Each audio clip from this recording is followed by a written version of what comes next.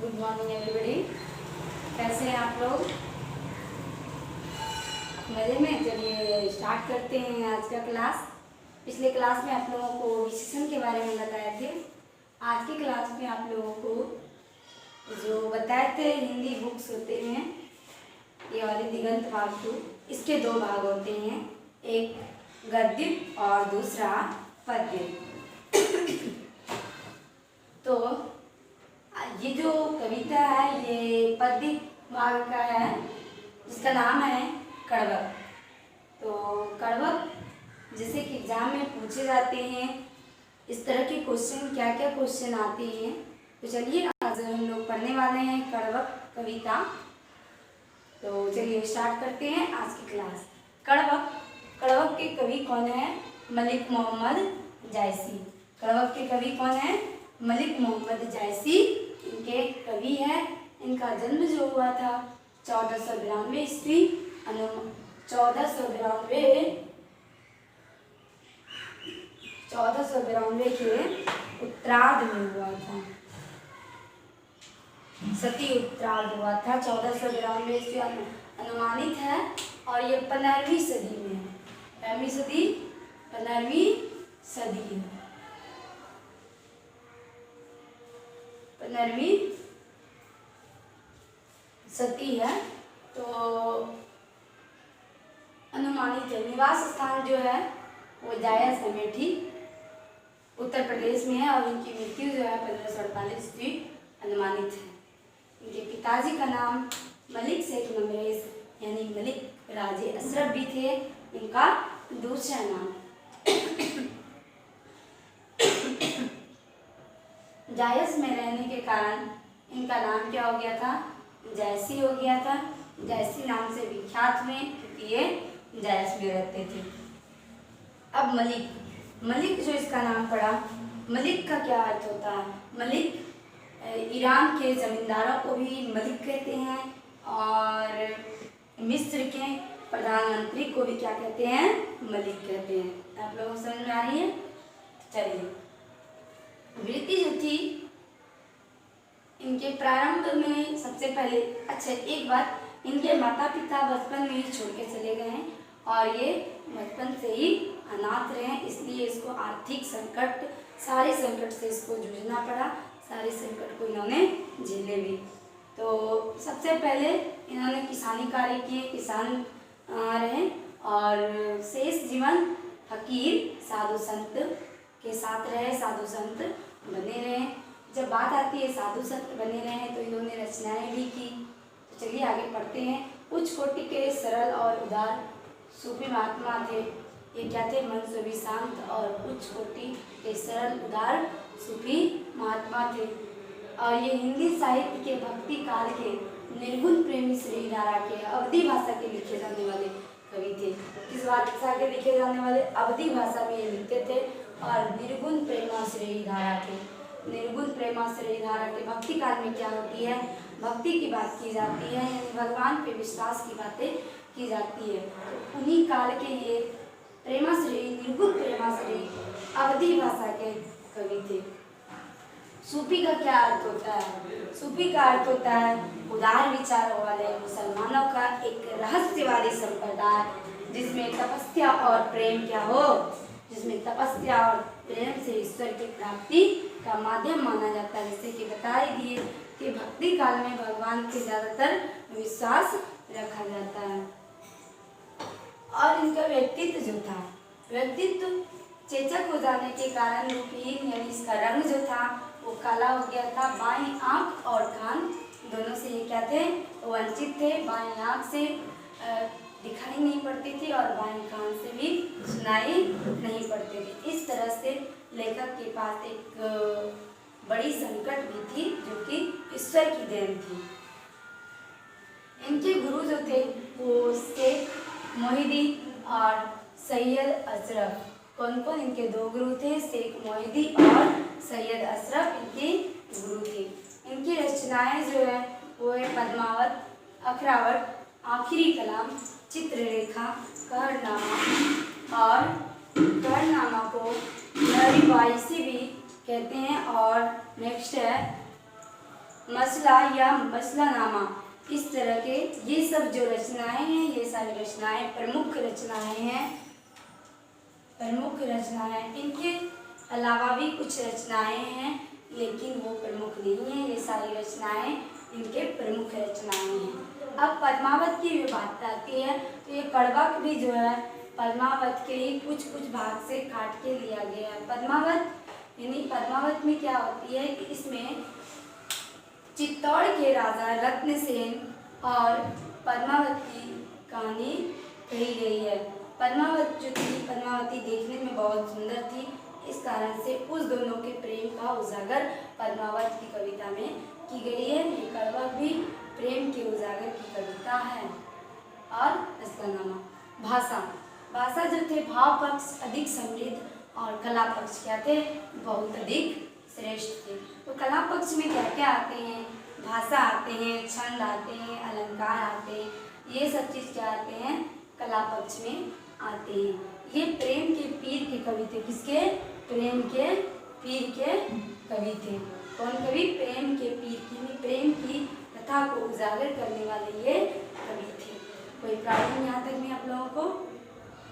तो चलिए, उम्मीद है कि ये सारी बात आप लोग समझ गए होंगे। तो अब आते हैं कविता पे। कविता क्या कहती है? कविता है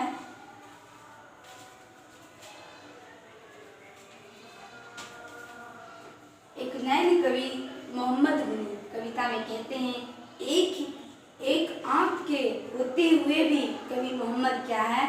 गुनी है। सोई विमोहा जही कवि सुन, जो उनकी बातों को सुनता है वो क्या हो जाते हैं? मोहित हो जाते हैं, प्रसन्न हो जाते हैं। वही कहता, सोई विमोहा जही कवि सुनी, जिसने भी कवि की वाणी को सुना है वो मोहित हो गया, प्रसन्न हो गया है। चांद जैस जग विधि अवतारा, जिस तरह से चांद है उसी तरह से भगवान ने, ईश्वर ने इस संसार में कवि मलिक मोहम्मद जायसी को उतारा है, अवतार दिया है। दिन कलंक कहीं उजियारा, उसमें भी क्या है? कलंक, चांद में भी कलंक होते हुए, दाग होते हुए क्या करते हैं? शीतलता देते हैं। ठीक उसी तरह से एक आंख, एक कान के होते हुए भी कवि क्या है?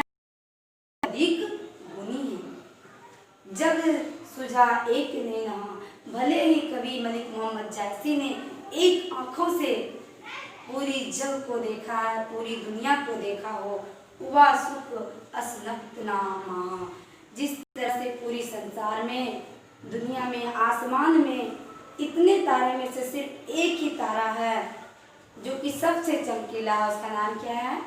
शुक्र तारा।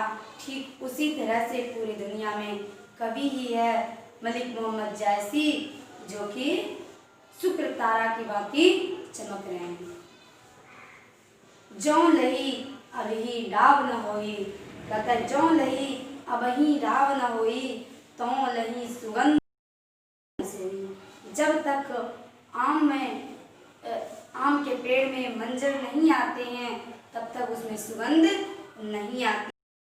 जब तक डाब नहीं आए, मंजर नहीं आए, तब तक सुगंध नहीं आती है। किन समुद्र पानी जो खारा, समुद्र की पानी कितना भी खारा क्यों ना हो, तो अति भेऊ असुज अपारा, फिर भी वो क्या है? अपार है, उसकी गहराई अनंत है, उसको कोई नाप नहीं सकता है। इसीलिए उसको क्या कहते हैं? जितना समुद्र खारे जल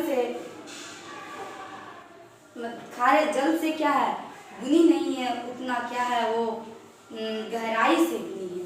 खारे जल होने के बाद भी, कमी होने के बाद भी, जल खारा होने के बाद भी समुद्र क्या है? गहराई है। इसलिए वो किससे जाने जाते हैं? अपनी गहराई से, अपनी विस्तार से वो क्या है? प्रसिद्ध है। ठीक उसी तरह कवि क्या है कि अपनी अवगुण को लेके नहीं, अपनी गुण उसके सामने, अपनी अवगुण उसके सामने, गुण के सामने कम पड़ जाती है। जो सुमेरु त्रिशूल विनाशा, जिसने सुमेरु पर्वत में त्रिशूल से विनाशा है, अर्थात शिव जी भव कंचन गिरी लाल आकाशा, जब तक कि त्रिशूल से शिव जी ने सुमेरु पर्वत पर्वत को नहीं नष्ट किया था तब तक उसमें वो स्वर्ण के नहीं हुए थे। जैसे ही उसको शिव जी ने त्रिशूल से नष्ट किया तो वो क्या हो गए, स्वर्ण के हो गए।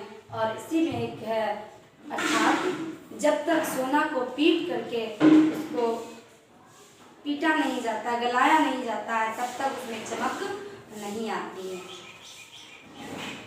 जौ लई गरी कलंक न पारा, कांच होई नहीं कंचन तारा। जब तक सोना को पीटा नहीं, जब तक सोना को क्या तपाया नहीं जाता है तब तक उसमें ये चमक नहीं आती है।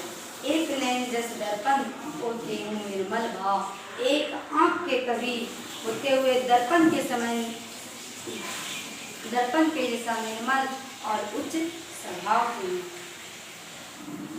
सब रूपवत गही मुख जोही कैचा, सब उसके रूप को नहीं उसके गुण की पूजा करते हैं, देखते हैं, उसके गुण को नमन करते हैं। दूसरा है मोहम्मद यही कभी जोरी सुनावा, मोहम्मद मलिक मोहम्मद जैसे यही कवि को जोरी सुनावा, जोड़ जोड़ के सुनाता है। सुना जो प्रेम पीर का गावा पावा, जिसने इस प्रेम पीर की कथा को सुना। जोरी लाई रक्त के लाई, कहता है जोरी लाई रक्त के लाई, उसने रक्त को जोड़ जोड़ के इस पंक्ति में सुनाया है। गाड़ी प्रीत नैन जल गई, उसने आंखों के आंसुओं को गाढ़ी प्रीत के साथ मिला मिला के इस पंक्ति को जोड़ के उसने प्रेम की कथा का उजागर किया। ओ मन जानी कवि अस्किन्हा, मुख यह रहे जगत में चिन्हा। कहता है इस संसार में बहुत अधिक मनुष्य आए लेकिन सब के सब चले गए, सिर्फ उसकी गुण ही इस जगत में कोई चिन्ह रहे।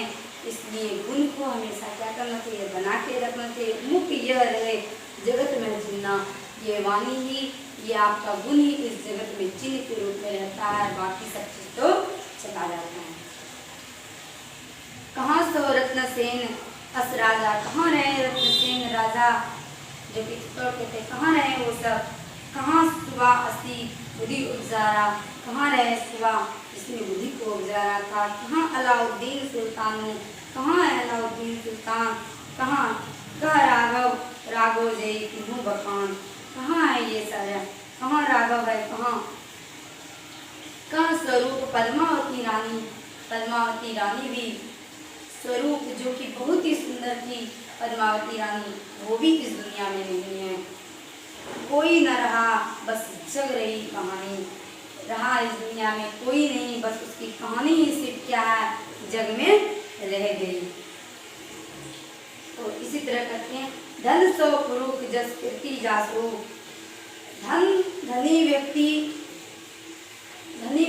वो नहीं होते हैं जिनको बहुत अच्छा रूप हो जाते हैं। धनी व्यक्ति तो वो होते हैं जिनके गुण अच्छे होते हैं। कहते हैं फूल मरे पर मरे न बासो, जिनकी कीर्ति अच्छी होगी, जिनकी गुण अच्छी होगी, वो तो सब दिन जिंदा रहते हैं। फूल मर जाता है लेकिन आपके नाकों में जो सुगंध आती है, नाकों में ने जो सुगंध ली है वो कभी आपके मन से नहीं निकलती है। कई न जगत जस बेचा, कई न दिन जस मोल, किसी ने जगत बेच दिया, किसी ने जस मोल ले लिया। कि कोई ऐसे व्यक्ति जिसने जस को जगत में बेच दिया और किसी ने जस को मोल ले। जो ये पढ़े कहानी हम